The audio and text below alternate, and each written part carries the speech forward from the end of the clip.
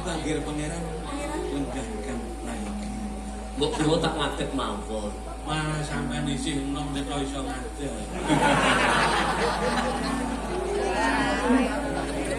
Mbok niki to. Mbok kaya aneh-aneh. Oke. Nek mak nek cakep. Nah, jan persis kula mbiyen. Kowe mbiyen yo ngono kok. Kok nom yo bagus. Kowe kuwi. Gek enem yo bagus kaya Kanjeng Pangeran Kukutan iki. Karo kula. Lah delok bukti iki wae wis ora bakal nyokok. Lenggane kono. Aku tak matur Kanjeng Ratu Inten. Oh gitu. Lo tak nyawang mawon. Ora tau nyawang kok kowe.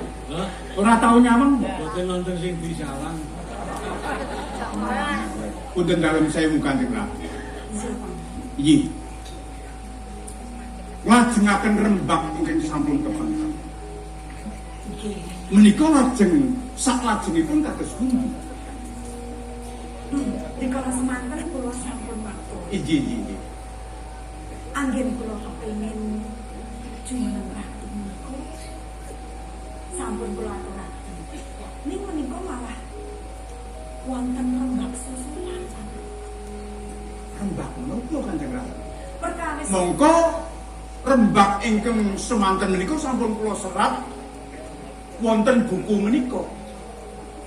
Rembak susulan menika rembak ingkang kados pundi? anggen kula kepengin jumeneng ratu, Inggih. anggen kula kepengin dados prameswari Inggih. dipun suwak langkung.